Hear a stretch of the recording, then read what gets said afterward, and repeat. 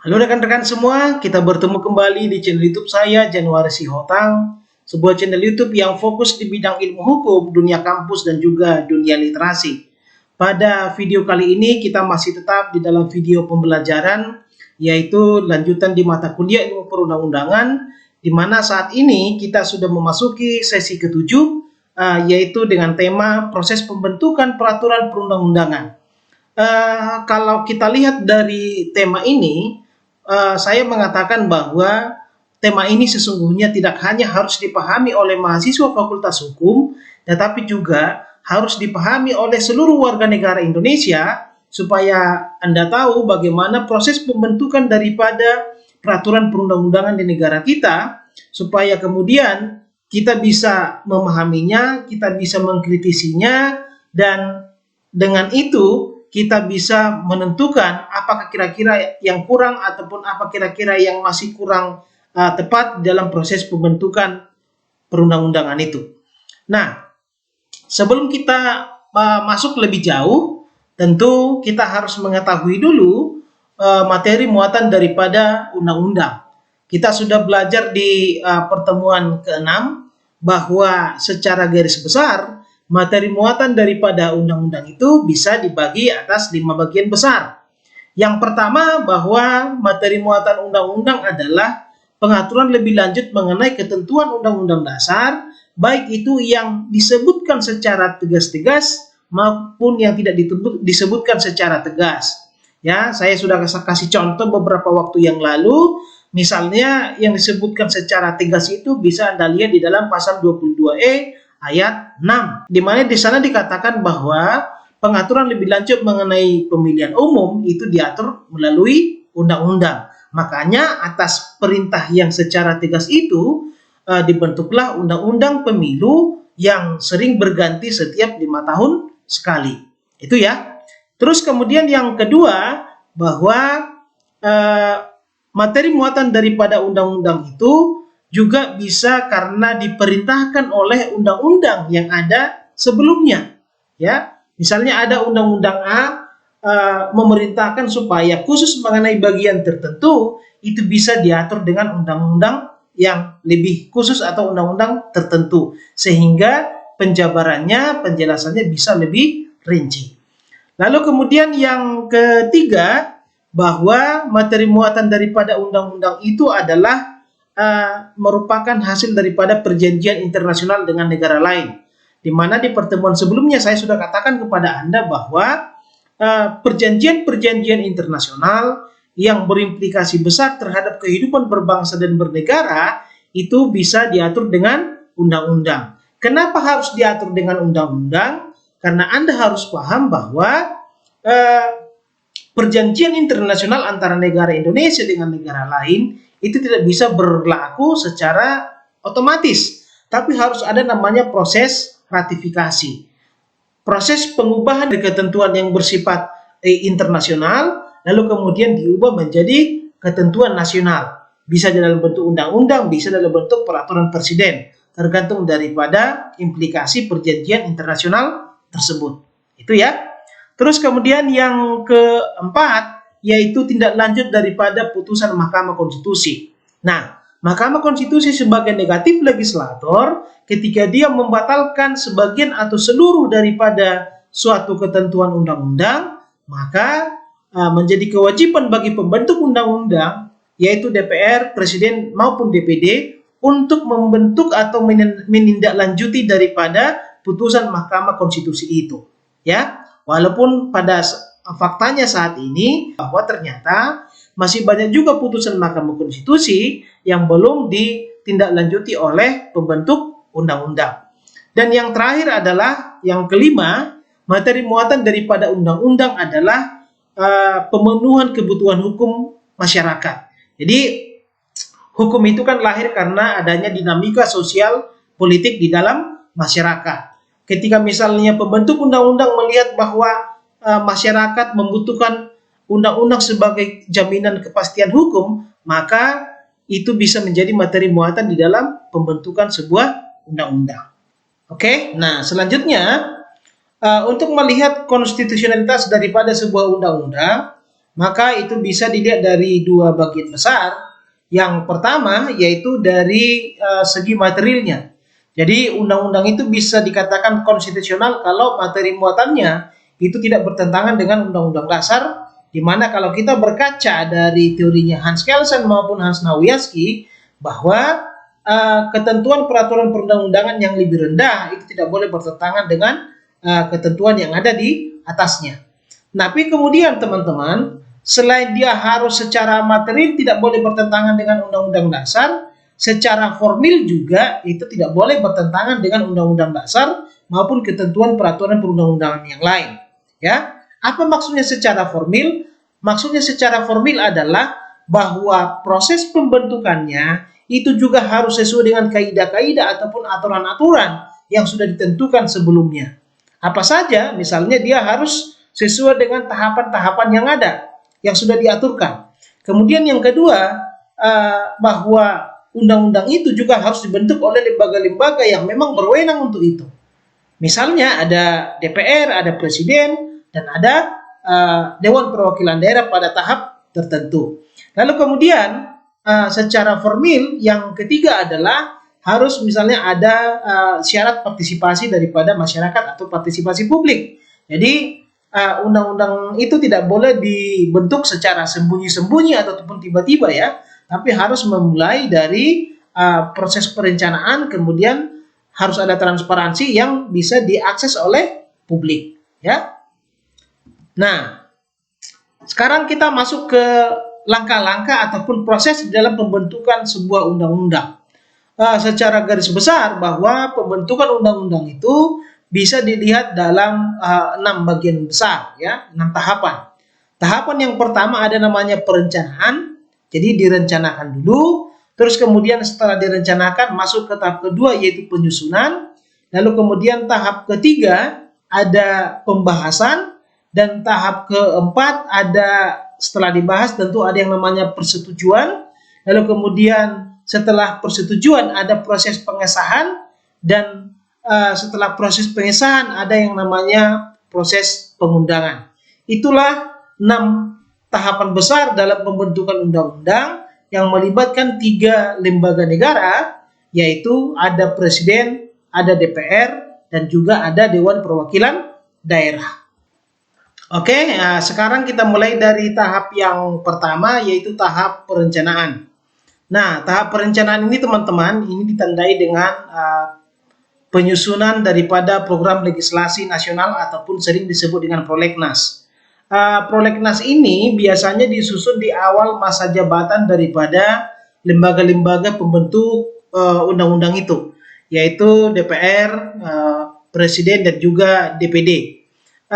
Penyusunan prolegnas ini tentu tidak sembarangan, harus melihat kira-kira apa kebutuhan 5 tahun ke depan, apa kebutuhan 1 tahun ke depan, dan dasar daripada penentuannya itu bisa dilihat dari naskah akademik yang masuk di dalam prolegnas tersebut. Jadi ada dilihat tingkat urgensinya apa gitu ya. Terus kemudian hal-hal yang mau diatur kira-kira sebagian besar mencakup apa gitu.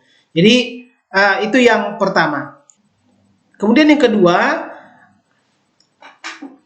penyusunan daripada prolegnas ini tentu berdasarkan daripada visi misi presiden yang menjadi pemenang pemilu, terus kemudian juga RPJM ya, rencana pembangunan jangka panjang maupun jangka menengah, dan juga kebutuhan-kebutuhan yang mendesak di masyarakat.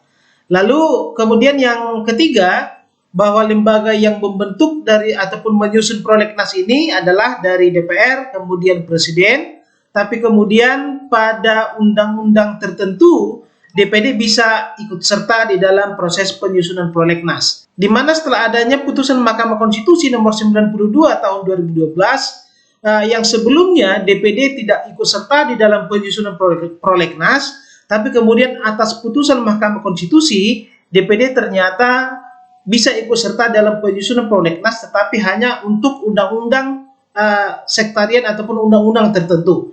Misalnya dalam hal pembentukan undang-undang yang terkait dengan otonomi daerah, pembentukan ataupun pemekaran daerah, lalu kemudian yang ketiga mengenai perimbangan keuangan pusat dan daerah, APBN, maupun hal-hal yang lain yang berhubungan dengan pemerintahan daerah. Itu. Nah, sekarang kita masuk ke tahap penyusunan. Di tahap penyusunan ini, setelah direncanakan tadi, baik itu tahunan maupun 5 tahunan, kemudian lembaga pembentuk undang-undang itu mulai menyusun satu demi satu daripada rancangan undang-undang tersebut. Dalam penyusunan rancangan undang-undang tersebut, itu bisa berasal dari DPR, bisa berasal dari Presiden, dan pada undang-undang tertentu bisa berasal dari DPD. Tapi kemudian kalau misalnya RUU yang diusulkan oleh Presiden itu sama dengan RUU yang diusulkan oleh DPR, maka yang digunakan di sini adalah RUU yang berasal dari DPR. Dan RUU yang berasal dari Presiden itu dijadikan sebagai pendamping nanti dalam proses pembahasan. Dalam proses penyusunan ini, itu juga sudah dilampirkan dengan naskah akademik. Jadi naskah akademik ini berfungsi untuk menilai secara netral supaya undang-undang yang akan dibentuk ini tidak hanya karena keinginan politis semata daripada pembentuk undang-undang. Di mana kita tahu teman-teman bahwa DPR dan Presiden ini kan sesungguhnya adalah lembaga politik, lembaga-lembaga yang anggotanya diisi oleh orang-orang partai politik. Jadi salah satu cara supaya pembentukan undang-undang ini tidak murni hanya sebagai proses politik, maka kemudian harus ada naskah akademik. Harus ditelaah dulu secara ilmiah apakah pembentukan atau apakah rencana pembentukan undang-undang A, B, C, dan D itu sudah sesuai dengan kebutuhan, sudah sesuai dengan urgenitas, dan sudah dilaksanakan sesuai dengan kadar-kadar ilmiah yang ada. Itu. Lalu kemudian kita juga harus tahu bahwa dalam proses penyusunan RUU di masing-masing lembaga itu disusun oleh unsur-unsur dari lembaga tersebut. Misalnya, unsur penyusunan RUU di lembaga kepresidenan itu dikoordinasikan oleh Kementerian Hukum dan HAM. Walaupun kemudian pengusulannya tidak hanya dari Kementerian Hukum dan HAM. Misalnya undang-undang mengenai kehutanan ya bisa saja dari Kementerian Lingkungan Hidup, Kementerian Kehutanan, kemudian mengenai ekonomi bisa saja dari Menteri Ekonomi, Menteri UMKM dan segala macam. Tapi kemudian usulan dari kementerian-kementerian tersebut harus digodok dulu di Kementerian Hukum dan HAM karena memang Kementerian Hukum dan HAM lah yang menjadi koordinator dan Kementerian Hukum dan HAM lah yang nanti akan melakukan harmonisasi dengan peraturan perundang-undangan yang setara ataupun peraturan perundang-undangan yang di atasnya. Itu. Sedangkan di lembaga DPR, proses harmonisasi, proses koordinasi itu dilakukan oleh badan legislasi.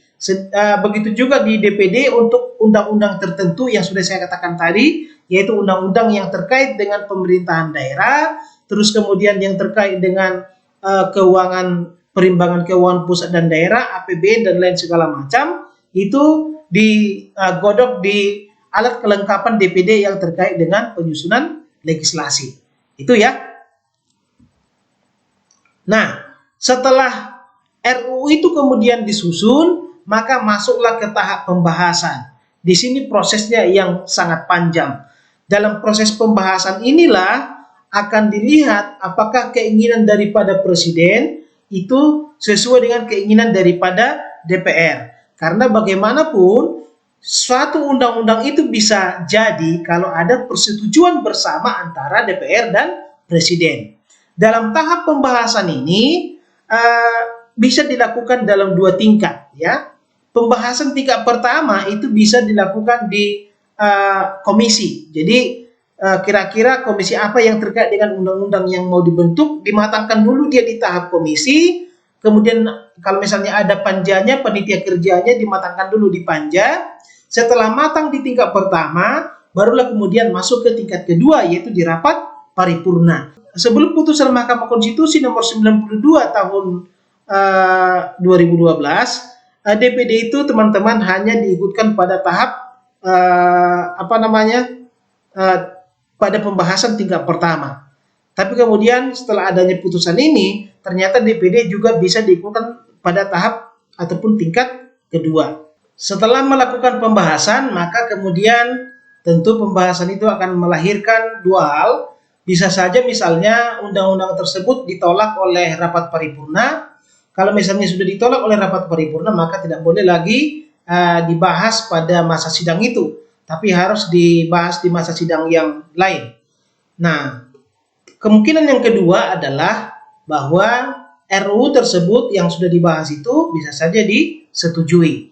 Nah, proses persetujuan daripada undang-undang ini kan diawali tadi dari pembahasan tingkat 1. Kalau sudah matang di tingkat 1, di tingkat fraksi, di tingkat komisi maupun di tingkat panja, lalu dilanjutkan ke tingkat 2, yaitu di tingkat paripurna. Di sidang paripurna itu ditandai dari